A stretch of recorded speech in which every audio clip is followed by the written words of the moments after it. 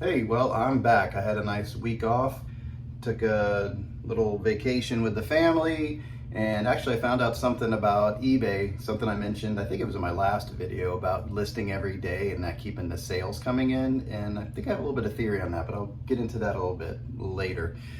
First, I want to share with you what I've listed recently. First thing is a set of Doctor Who books. This is, looks like it's these 3 books exist within a really long series, but they're 3 books in a row within that series, and they're called the Glamour Chronicles. I picked them up for about $1 a piece, quarter or 50 cents, so let's say I'm about $1.50 into it. Did some comps, and it looks like a comfortable place that I want to put them is about $14.99. I think it's a little bit lower than what some people are asking, and it should put me in a nice little sweet spot to look more appealing to somebody who wants to buy them. Also, I listed some Better Homes and Garden. There were 3 books. I'm doing 3 books here. I didn't realize that. I guess I'm doing trilogies. It was 84, 85, 86, so they're in the vintage category. Got them really cheap. Actually, those might have been gifted to me. And I am going to sell the 3 books for $14.99. What they are is just a series, I guess, from that year, 84, 85, 86. I don't know if it's like their best recipes or what, or all of them. So that's what that is, and that's why they're calling it a yearbook. The next thing I listed 2 pairs of these Mitzi Mitchell. There's a size 3 and a size 9, and they're jeans. I bought them from this person who is a biker, so I'm assuming this is biker attire. I guess they're jeans, but what they have, if you look at them, they have these metal rings that run down the legs. So it looked kind of like a biker style that, you know, somebody who bikes would wear. So I'm going to sell those. Each of those are going to go for $19.99 a piece for each pair of the jeans. And then the next thing, this was a pretty good one. Actually, I found another one that's really cool, but this is Earth, Wind, and Fire, and it's their greatest hits, but it's a really good copy of it. It's never been played. I picked it up new, never played it, sat in my collection. I decided it's time to go. I'm not that into Earth, Wind, and Fire.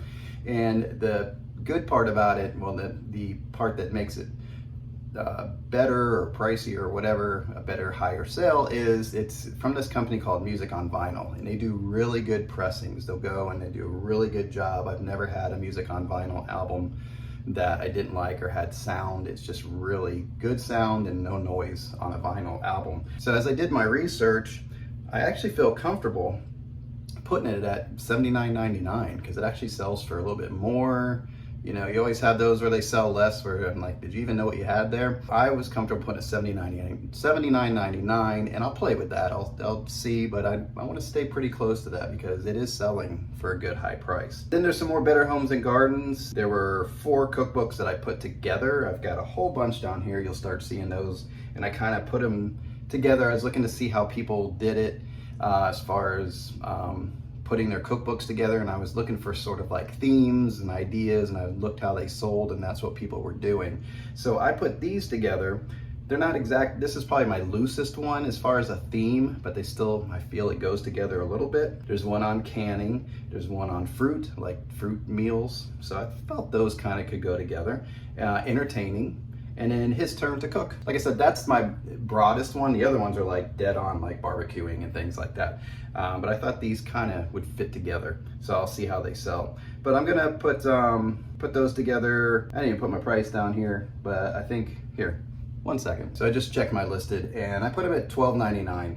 So I've got a bunch of groups of books. Some are up to 6, a lot of 6. This one's a lot of 4. And I feel comfortable selling them right around that $12.99 mark. I can send these media mail, which is a little bit cheaper. I don't know, these days, is media mail that much cheaper? I'm starting to wonder about that. I felt that was a sweet spot because I was looking at other books that sold, and there's people selling higher, and I'm like, you know, I got a bunch of these really cheap, like really cheap.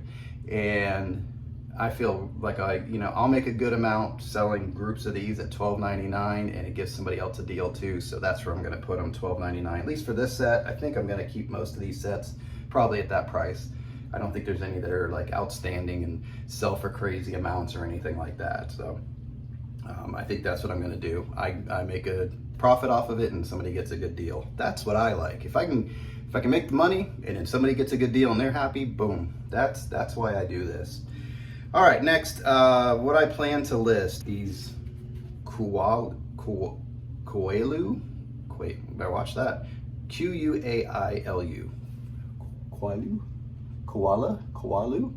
Looks like a little koala on there. And these are sandals. These are, what are they? US 12, Europe 43s, and UK 10s. Look like maybe we're worn a little bit, but there's really not much wear on these bad boys here. So they're in pretty good shape. So this is going to be a part of my segment I plan on doing now. So I'm going to ask you, what would you ask for these? Okay, I don't know what I'm asking yet, but what would you ask for these? Okay, let me know what you think. Have you ever seen these before? I've never even heard of this brand before. Next I have, let's see, this was cool. I found this the other day. Believe it or not, I go to Salvation Army and well, at least this one store, there's hardly anything at it ever, but every once in a while I find something cool. They said all CDs were, I think, 99 cents over there, unless marked otherwise. This was not marked otherwise. This is a 5 CD set, I believe. Yeah, 5 CD set, really cool. It's Tony Bennett. 50 years of, man, they could have written that better. Oh, that's better. 50 years of artistry, 50 years, the artistry of Tony Bennett. And it's on Columbia, so it's a good label. It's not some knockoff. It's a 5 compact disc set. Really good shape. It's like new. Somebody just had it sitting around. And it has a book in there. I'll pull that out so it doesn't fall. There's a book, and I'm sure there's a lot of information in there, which is really cool in this little box set. Everything's nicely in place, and instead of the 6 discs, they put that. So it's really nice presentation, really good shape. I was kind of thinking about keeping it for myself, but I don't know. I'm not sure. When it comes to crooners, I have a small window, like Sinatra and Bennett. I don't need everything that those guys put out. I have certain things. This might be stereotypical, but my favorite album by him is the I Left My Heart in San Francisco album. I have other ones that he did, but that one I always go to. So what would you ask for this? What do you think? Next is this cool, I think it was from like 1971. It's this Scrabble sentence cube game. Hopefully it shows up correctly on there. It looks backwards, but hopefully it shows up correctly. Everything's in here, even the, I mean, it's just cool. And the box is in really good shape. All the tiles are in there, we counted them. And it has the pad too, like the original pad. Maybe some of them came off, but still got that. The cup is in really nice shape. Somebody just had it sitting around. And then the hourglass. I'm going to look around, see if anybody's selling these. I'm sure there are. Anytime you think you have something nobody has, there's millions of them out there. So we'll see. But what would you ask for this? What do you think? Next, I have this Irish coffee set. And I thought it was kind of neat. And I did look a little bit, but I didn't do any pricing really or any true comp. But it just, kind of was gifted to me. So I went ahead and took it and gonna take a chance. But this is Irish coffee. I think they're made in Belgium. And they're these glasses. If I could take one out and show you. Well, they're really in there. I'm trying to get just the end one out so I can show you. There it is. It needs to be dusted off. I don't know if these were ever used.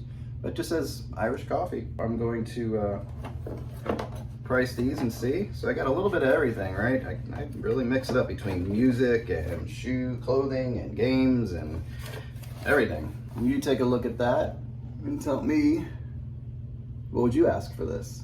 And one last thing. Uh-oh, watch out, Scrabble game. Made it all these years and I destroy it. There's 2 of these. These are togs, I guess. It's frog legs. I don't know if that's the brand, but they're togs for fishing. These big old things, and I don't think they were ever used. I do know that they sell for around $60. I do know that. A little bit on it, but I still need to do a little more research to make sure I put my price where it's good. These are size 10s made of nylon. They still have the tags on them. And yeah, it's frog logs, rainwear and wade care and maintenance tips. My daughter wanted to use these and play around with them, but I'm like, just don't go any ponds. We have a lot of gators around here, so let's not do that. So what would you ask for these? That's the question. That's the big question of the day. What would you ask for those? And then as far as what I sold, recently I sold while I was on vacation, and we're gonna get into that, this whole vacation mode and listing every day, and we'll get into that in a minute. I sold a Stephen King Pet Cemetery. It's an older copy. It wasn't like in the greatest condition. It sold for $12.74, which is a weird price. I can't remember if I worked with somebody, because I would not list something at $12.74. So let's say I sold it for around $13. Just depends really on the condition. Those early Stephen Kings really seem to do well, especially if they're in good condition. I sold what one was that? What did I sell recently? Like the Dead Zone or something like that, for around $20, and it wasn't in really good condition. I didn't really think about it when I picked these books up. I picked up a whole bunch of early ones. It was like Christine, Dead Zone, all those really Cujos. It was Cujo, that's what it was. Not great condition. I said, yeah, I'm gonna go for it and see what I can sell it for. And I actually did pretty good, around 20 bucks, I think. You know, if you get them in really good condition, especially with a dust jacket, as soon as you take the dust jacket off, they'll sell for like $4. You know, people want that dust jacket for those early ones. Anyway, I sold Pet Cemetery.